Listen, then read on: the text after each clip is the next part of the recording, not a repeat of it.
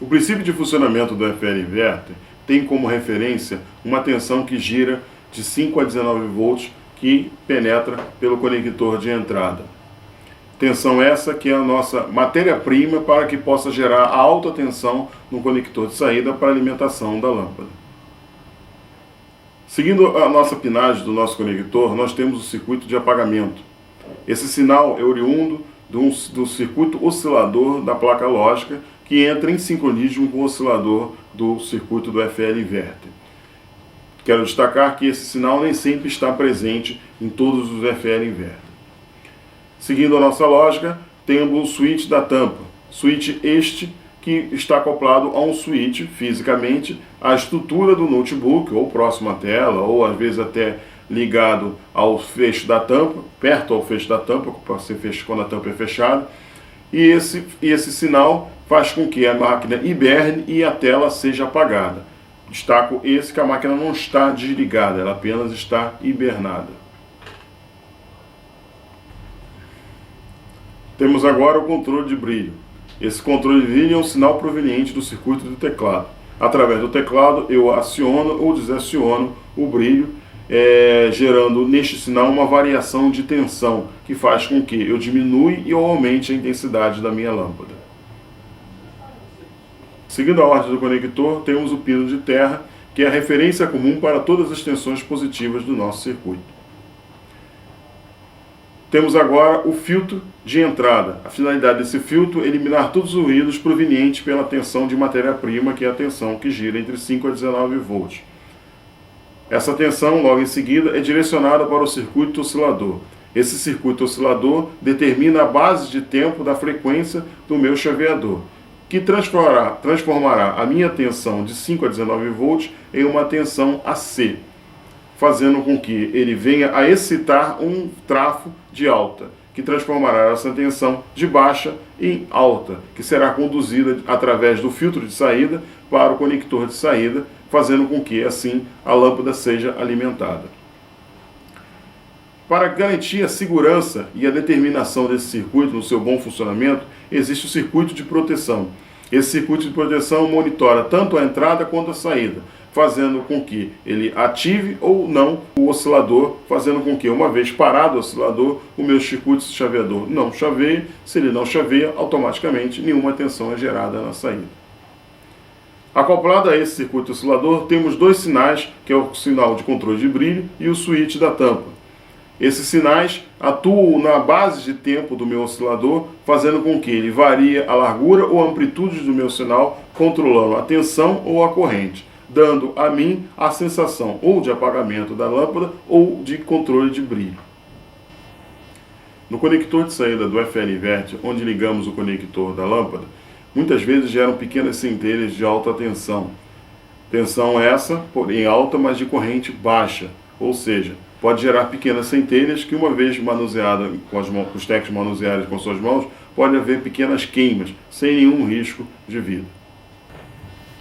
Nesse momento vamos, com a ajuda do multímetro, fazer a análise e diagnóstico de determinadas tensões presentes, tanto no FL inverter como no cabo de vídeo, para que podemos ter a certeza se o defeito pode estar no LCD ou no FL inverter.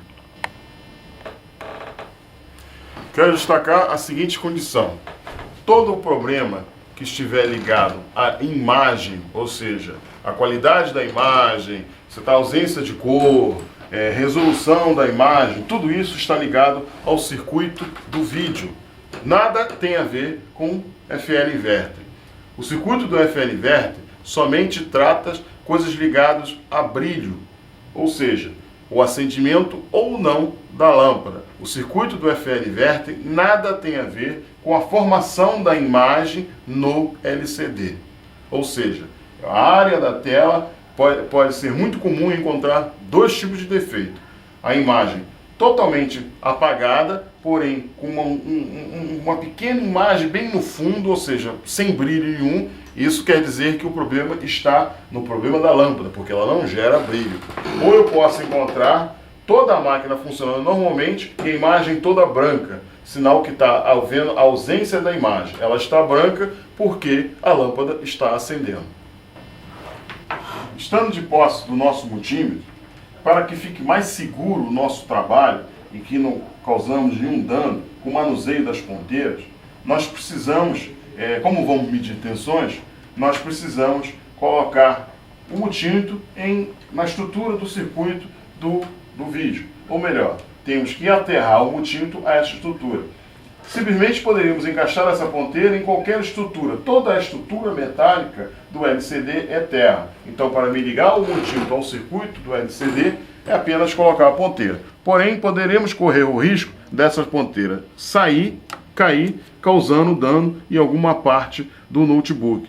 Para evitar esse tipo de acontecimento, a comunidade dos notebooks criou uma ponteira, que também podemos encontrar em qualquer casa de eletrônica, uma garra jacaré, que substituirá a ponteira de terra, que evita com que ela solte durante o nosso processo de trabalho. Assim trabalhamos de maneira mais segura. Então, removeremos a ponteira de terra do multímetro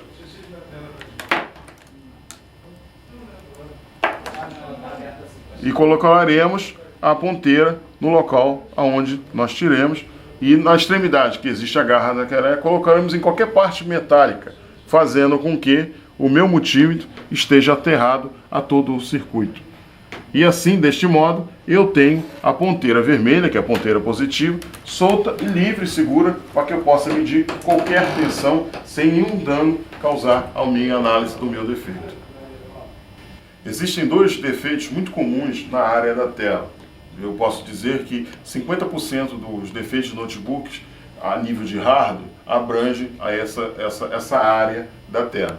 Um primeiro deles é que normalmente a imagem está fraca, porém ela fica visível, mas muito fraquinha mesmo. E em alguns casos ela fica totalmente apagada, mas o notebook continua funcionando. Como é que sabemos que ele está funcionando? Acoplando na sua saída VGA um monitor externo e vimos que a máquina está totalmente funcionando normalmente. Para que possamos ter um diagnóstico com o próprio multímetro, neste caso, vamos analisar cada parte. O segundo defeito é um defeito muito comum que se chama tela lavada, ou seja, a tela do notebook fica totalmente branca. Também já fizemos um teste com o notebook, com o monitor externo, e constatamos que a parte de processamento está tudo normal. Essa tela branca, totalmente branca, dá a nossa certeza de que a lâmpada está funcionando, porque senão a tela não estaria branca. Dos dois defeitos que destacamos, em que a tela está lavada, ou seja, a tela totalmente branca, está ligado ao circuito do vídeo, ou seja, as informações que vêm da placa lógica do circuito de vídeo através do cabo de vídeo para o próprio LCD, o seu circuito possa processar esses sinais de vídeo para que possa montar a matriz.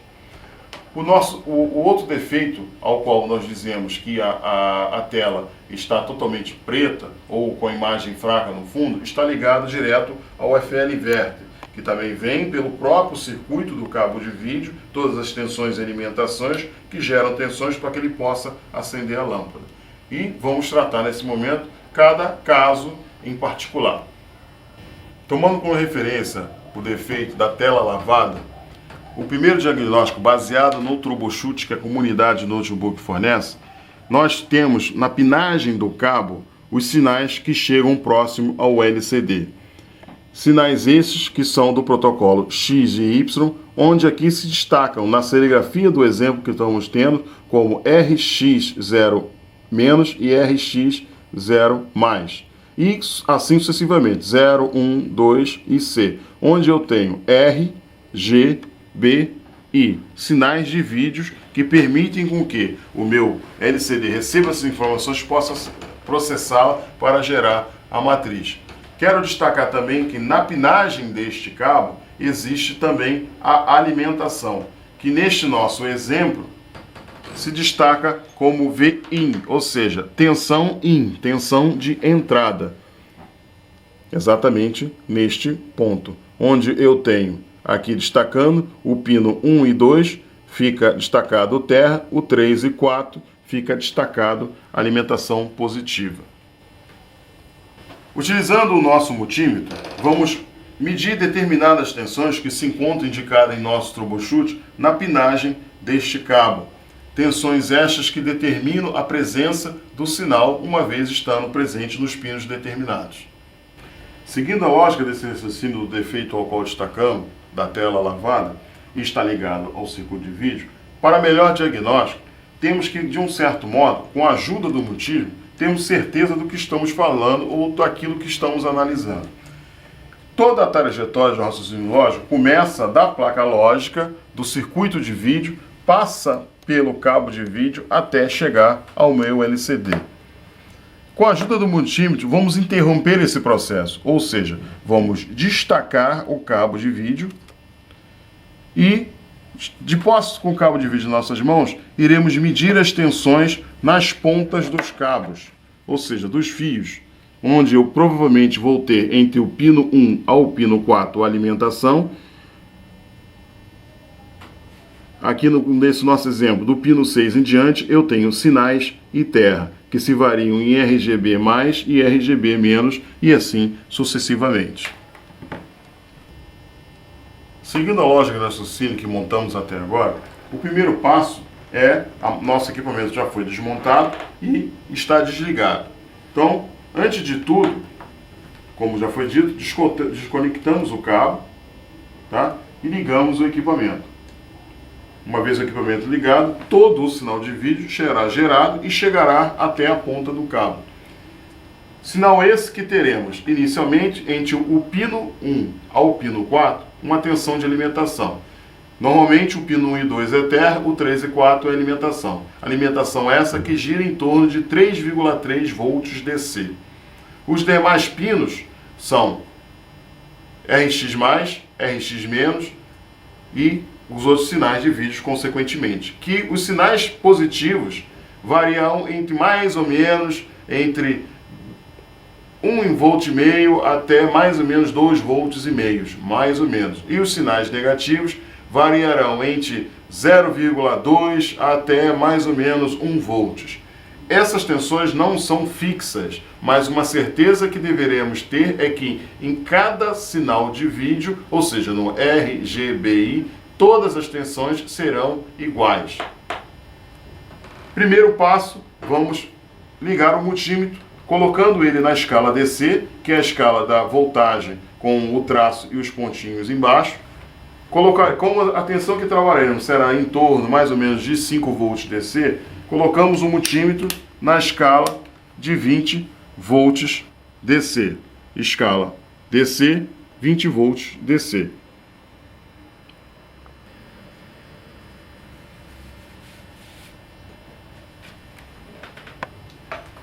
O multímetro já na escala de trabalho, tomamos como posse o cabo de vídeo já desconectado do LCD. De acordo com a análise que temos no nosso troubleshoot, os pinos do 1 ao 4 são alimentação, sendo que nesse caso do nosso exemplo, temos o pino 1 e 2 terra e o 3 e 4 alimentação positiva, formando assim a nossa alimentação que vai alimentar o circuito do LCD.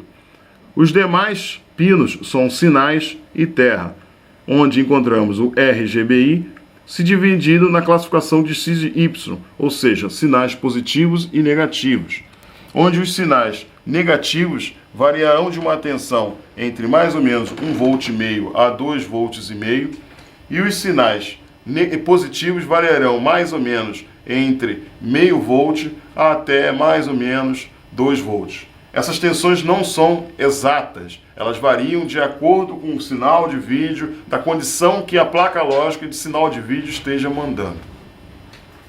Estando de posse da ponteira vermelha do multímetro, vamos fazer a análise das pinagens do cabo de vídeo. Como já foi dito, do pino 1 ao 4, sempre teremos, independente da ordem deles, a alimentação. 2 pinos positivos e 2 pinos negativos, ou vice-versa. Neste nosso exemplo, o pino 1 é terra, porque podemos ver no multímetro que não há nenhum valor positivo. Seguindo a nossa ordem, o pino 3 é alimentação, onde aparece no nosso multímetro o valor de 3,36 volts DC, é a alimentação do meu LCD. Seguindo a nossa ordem, teremos ainda, nesse nosso exemplo, ainda temos alguns controles, alguns sinais de controles que variam de tensões. Então, por exemplo, nosso sinal de vídeo aqui começa a partir do próximo pino, que é o pino 7. Esse pino 7, que é o RGB menos, ele tem uma tensão de 2,24 volts. O RGB+, que é o pino 8, tem uma tensão de 0,23 volts. Sendo assim, todos os demais pinos intercalados com o terra, como saberemos com o terra? Teremos o 2,24 volts, o 0,23 e logo em seguida o próximo pino nada indicará, teremos de novo mais um pino de 2,24 e 0,23 e assim sucessivamente, sabendo que as tensões dos sinais RGB são mais ou menos idênticas. O I vai variar mais ou menos entre a metade das tensões do RGB. O importante não é saber o valor das tensões, mas a presença delas. Se há a presença dessas tensões que estão mais ou menos próximas, sinal que até aqui chega alimentação e sinal de vídeo. Então, até aqui, o meu circuito de vídeo está funcionando. A única coisa que nos resta agora é analisarmos o LCD para que vermos o que é possível fazer nele para que podemos condená-lo ou não. O próximo passo agora é detectar no LCD se está recebendo ele alimentação. Todo o circuito eletrônico, toda a alimentação passa para um fusível. Já sabendo que o cabo, na ponta do cabo de vídeo existem todas as tensões necessárias para que o LCD possa funcionar, agora precisamos saber até onde podemos partir no próprio LCD para podermos ter uma certeza que devemos condená-lo ou não. Sabemos que a tensão chega no LCD, porém vamos ver até onde ela vai para que possamos ter um diagnóstico. Uma vez removido o LCD da máquina, devemos ter acesso à placa lógica dele. Para que termos acesso à lógica, todo o circuito que está por baixo dela, protegido em sua estrutura, deveremos remover dois parafusos que normalmente ficam nas suas extremidades. Logo em seguida, removemos a placa de acrílico transparente que protege esse circuito, de maneira calma e tranquila, sem causar danos nenhum ao LCD, por ser ele uma área bem sensível a este equipamento. Coloquemos essa película para baixo da máquina, de modo a não atrapalhar o nosso trabalho. Sendo assim, temos acesso à placa lógica do LCD. Seguindo a pinagem e a lógica ao qual analisamos anteriormente, o pino 1 e 2 está ligado a todo o aterramento do nosso circuito. Os pinos 1, 3 e 4 estão diretamente ligados a um fusível, que neste exemplo aqui tem sempre a letra F, ou seja, todo fusível em sua serigrafia terá sempre a letra F na frente, dizendo que este circuito, ou seja, este componente, é parte de um circuito e ele, na realidade, está associado à sua ordem de grandeza como um fusível. Neste exemplo, a nossa serigrafia mostra uma serigrafia como FU101, quer dizer que esse F simboliza que este componente é um fusível.